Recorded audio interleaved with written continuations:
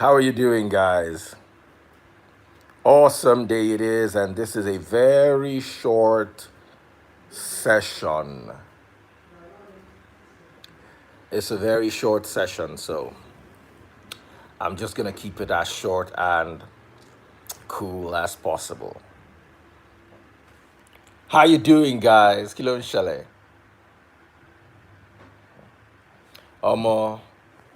This whole lockdown has turned me to Moses. So,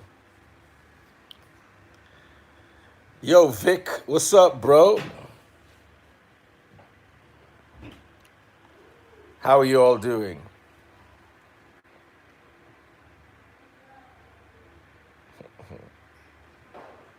Somebody said this your beard done the much, oh. Wallahi, the thing done the much, but waiting we go do. Greetings to you all. How are you? Don't forget to join me in the evening. I'll be live on Nigeria Info, 99.3 Nigeria Info, for those of you who would be listening live. And wow, the light is different. You know, usually we record at night, so the lighting is different. I kind of like the light the way it is now. What do you guys think? It's cool. It's different from the nighttime. You guys can actually see my face. Anyway, we have a question and answer session, but I'm going to start with CNN and the Pentagon, or CNN claiming or saying from their Twitter handle, their verified Twitter handle, that the Pentagon released videos, official videos of UFOs. Oh my goodness, that sounds rather scary. So, anyway, before we talk all about that, let's start with a prayer and then I'll just gist you guys about that.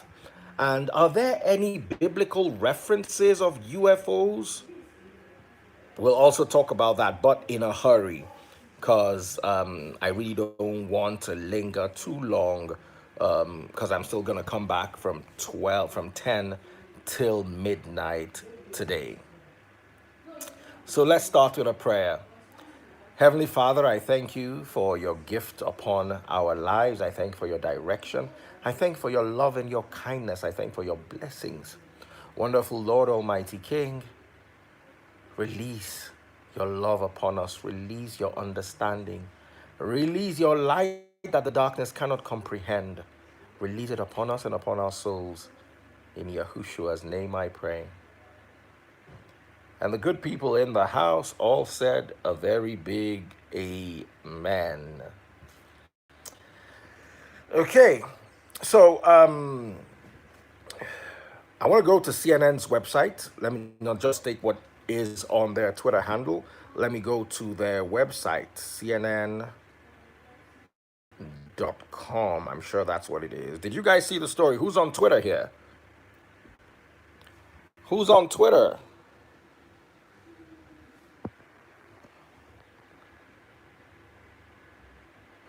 Abi, UFO went from conspiracy theory to reality.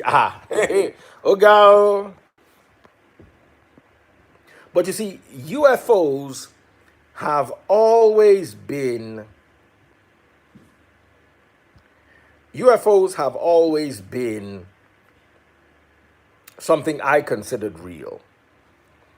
And I'll try my possible best to explain why.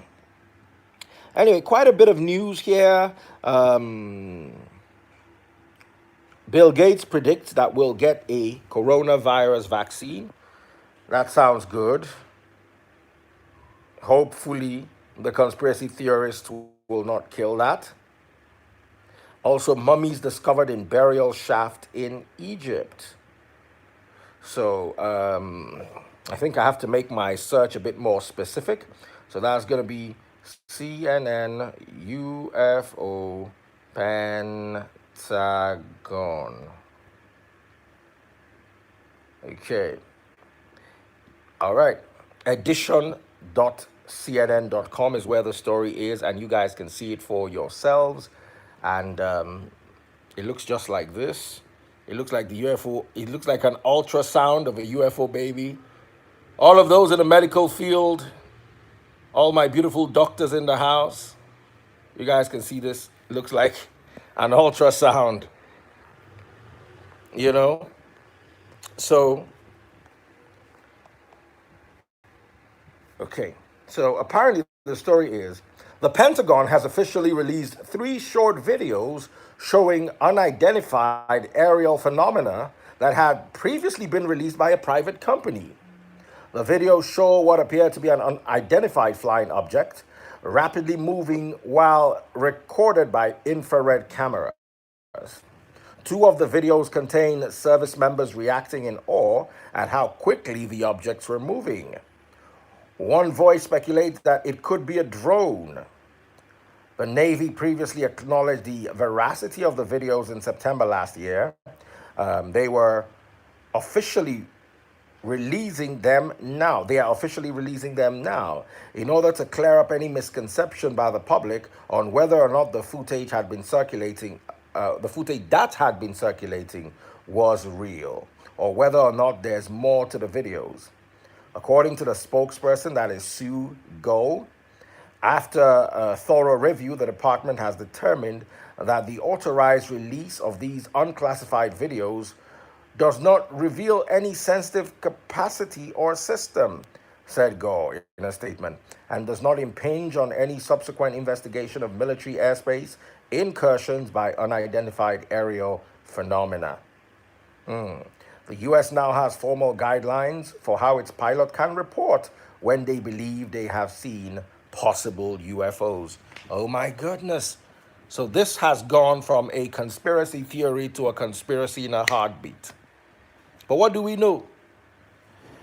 We are just odos. Abi, do we know anything? Anyway, there's so many stories in the Bible that UFO, those people who believe in UFOs, have always or have used to establish their claims. And I'm going to give you quite a few. If you read 2 Kings chapter 2 and 11, just open 2 Kings 2 and 11 with me.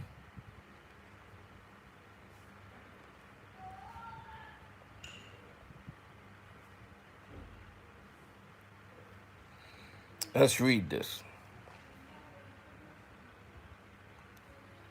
As they were walking together, suddenly a chariot of fire appeared, drawn by horses of fire. It drove between the two men, separating them, and Elijah was carried by a whirlwind into heaven. A lot of people have speculated that this sounds like a UFO abduction. And a lot of people have also speculated that this could have been that the heaven that the scriptures were talking about were extraterrestrial beings coming to the earth and blah, blah, blah, blah. I do not believe or lend credence to that story. As far as I am concerned, God is real and God is not a UFO, as far as I'm concerned and my understanding of the scriptures. Though this does sound like what they want it to sound like, however, in any way you paint a story, you can get it to sound like whatever you really want it to sound like. And I'll give you another example.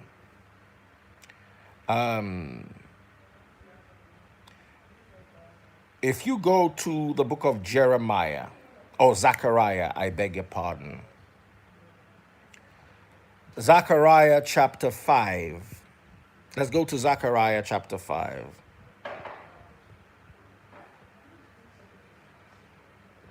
When you're there, let me know you're there. Let's address this. Today is conspiracy theory day. Since the government has released that UFOs might be real, we might as well just deal with it.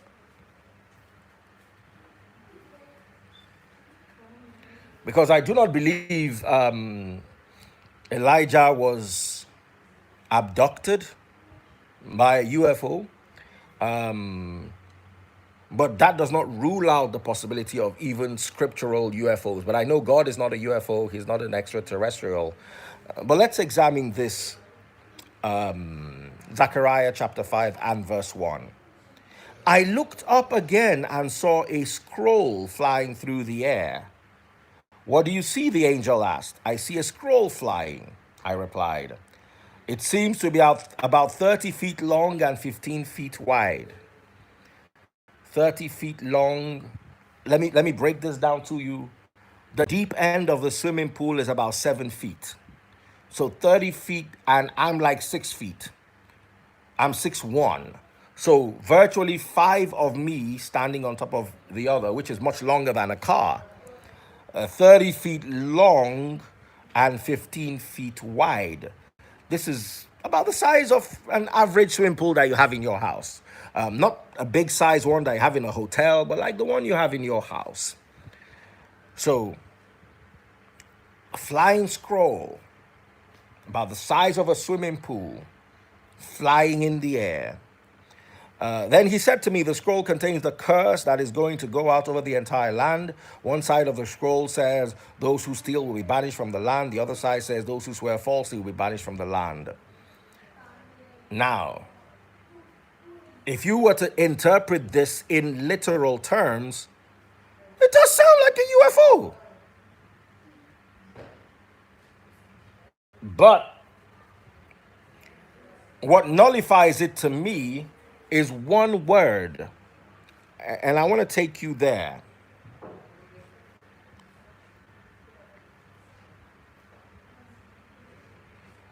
The word Megillah, or a scroll in Hebrew.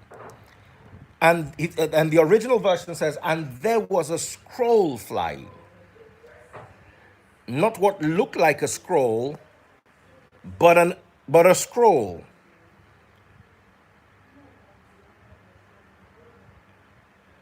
So, to me, it was probably a vision that shouldn't be taken literally. And although a lot of speculators say, Daddy Freeze, that's a UFO right there, something as big as a swimming pool flying in the air, it must be a UFO. Another example I like to turn to is, let's go to the book of Matthew chapter 2. So let's read up Matthew chapter 2.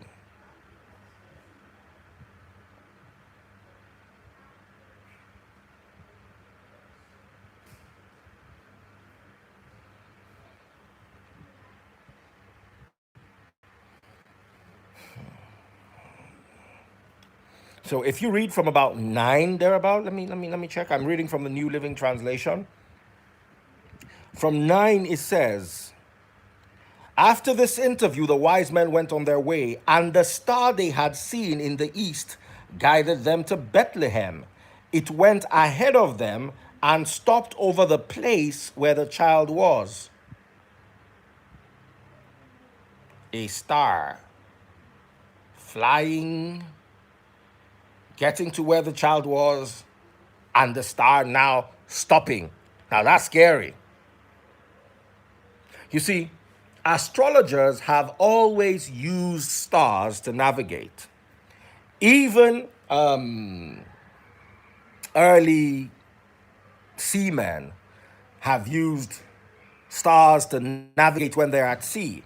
They've been able to identify the asteroid belts. They've been able to identify stars and planets and all that, and they use them in navigation. However, what scared me here was the fact that the star stopped. So maybe if we read this in Greek, it will help us throw some perspective on this particular verse. Because if you now read 10, it says, when they saw the star, they were filled with joy. They entered into the house and saw the child with his mother Mary, and they bowed and worshipped him. They opened their treasure chests and gave him gifts of gold, frankincense, and myrrh. So let's read Matthew chapter 2 and 9 in Greek. Remember, the New Testament was written in Greek.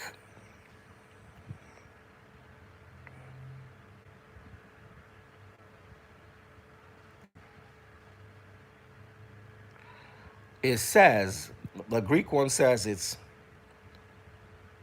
progen autos heos elthon estache apano hu en to paidon. In the east went before them heos elthon estache, until having arrived, it stood over where was the child. Now, here's a bit of a dilemma. Could it have been a spaceship? Why not? No be God get heaven, no be God get earth. If UFOs exist, like the government is beginning to use style to tell us now, why couldn't it have been a UFO? Because the star stood over the birthplace of Christ. If the star stood, it couldn't have been a star. Stars don't stand.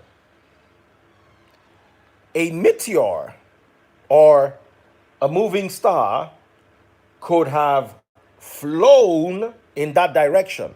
But see, the problem with meteors is they fly and then they either disappear because they've disintegrated, or there's an impact, like a crater or something. There wasn't an impact. The meteor didn't disappear. This wasn't a meteor. This wasn't a shooting star. As a matter of fact, the word star was used to describe it, maybe because they didn't really have that much knowledge and understanding. You understand? I don't see why God cannot use a flying saucer to direct people from the east. Why? As long as the flying saucers exist, God can use them, unless they don't exist. I would never have looked into this verse and said, this is, until the government now has come out and said, and they have 3 videos of what may be a UFO. So if it might exist, that leaves us in a Schrodinger cat paradigm. A cat is alive and cat is dead at the same time. So they might exist and they might not exist at the same time. So if we work with the idea that they exist, why couldn't that have been a flying saucer? God uses everything we know. He uses what looked like a boat for Noah. God has used trees to give fruit, donkeys to speak. So why can't God have used a flying saucer? If it existed, he could have used it. Somebody say that it frees. If God could have used a starship. Remember, the word flying saucer is also referred to as a starship. If God could have used a starship to direct the astrologers to the what is it called? To the birthplace of Christ, why couldn't he have used one to bring Elijah? Well, the Elijah one is slightly different. I wouldn't look towards a flying saucer in the Elijah case. But also, let's keep it in mind that if God made this universe, God has kept the sun from setting before, just so the Israelites could win a war. So, for all you know, God could have actually held the star still for Christ, for the Magi. A better word for them is magicians, not wise men. I'm sorry. Most religions use wise men, but the word is Magi, which is slightly closer to magicians than any other thing.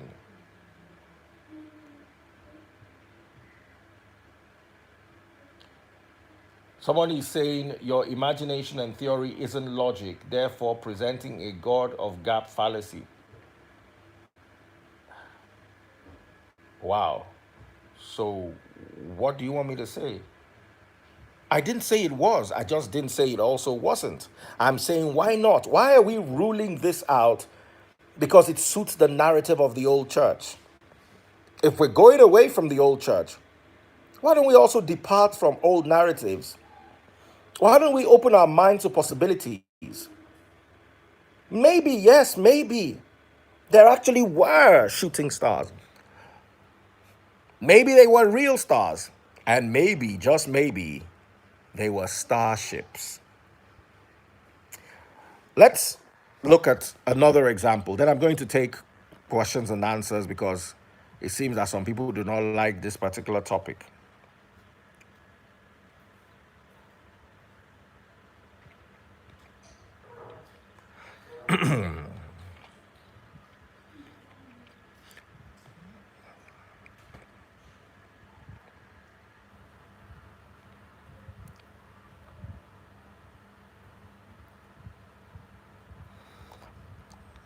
If you go to the book of Ezekiel, chapter 1,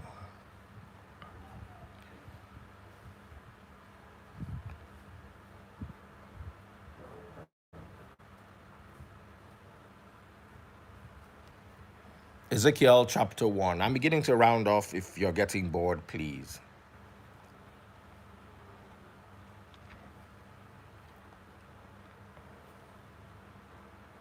And I'm reading from verse 4, I'm reading the New Living Translation. As I looked, I saw a great storm coming from the north, light.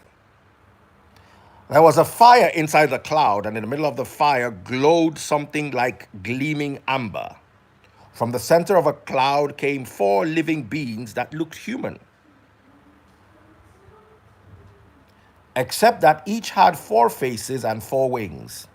Their legs were straight, and their feet had hoofs like those of a calf and shone like burnished bronze. Under each of their four wings, I could see human hands. So each of the four beings had four faces and four wings, and the wings of each living being touched the wings of the being beside it. Each one moved straight forward in any direction without turning around. Now, this is the book of Ezekiel. This happened even longer ago than the book of Matthew. And here is what I have to say about this. Glowing amber, four beings that looked human. What I want you to realize is there's so much unexplored material on this earth, intellectual and physical. It is unscholarly of us to make assumptions. We read. It's not important. The beings were angels, whatever it is they were, it's not important. But it's also important for us not to throw things away simply because we want to hold on to human narratives. The same church that will tell you this doesn't exist or this doesn't exist, at the same time will feed you lies that really don't exist. And one thing I like us to know is a lot of us base our fact and knowledge on ignorance. Somebody said to me the other day, said, Daddy Freeze, aliens can't exist because no one has had any encounter with them. And I'm like, you're on planet Earth. That's supposed to be one of 9 planets when I was growing up in our solar system. Meanwhile, my kids were taught 8 planets. So we're not even sure how many planets are in our own solar system, let alone out of the 1 billion solar systems in our galaxy, the Milky Way. We haven't even crossed over next door to Andromeda, the next galaxy beside the Milky Way. So we are in a solar system of 8 or 9 planets, we're not sure. And we want to make generalizations and assumptions about what's going on in Andromeda. I see that as the epitome of foolishness, and I will not be a part of it. So here's the lesson learned. If Elijah had seen an airplane, do you think he would have said an aeroplane? If he had seen a helicopter, do you think Elijah could have described a helicopter accurately? Do you think Ezekiel could have described a Ferrari? If God had shown him a vision of a Ferrari on a track, do you think he could have described it accurately? If God had given him a vision of a train, if God had given him a vision of 5G, he probably would have described it as fire in the air that is invisible but sends messages. How is he going to describe those things? There are many things that are being revealed to people in this dispensation as we speak, but they cannot understand them because their minds, their hearts have not been open to a reality that has not yet begun to exist.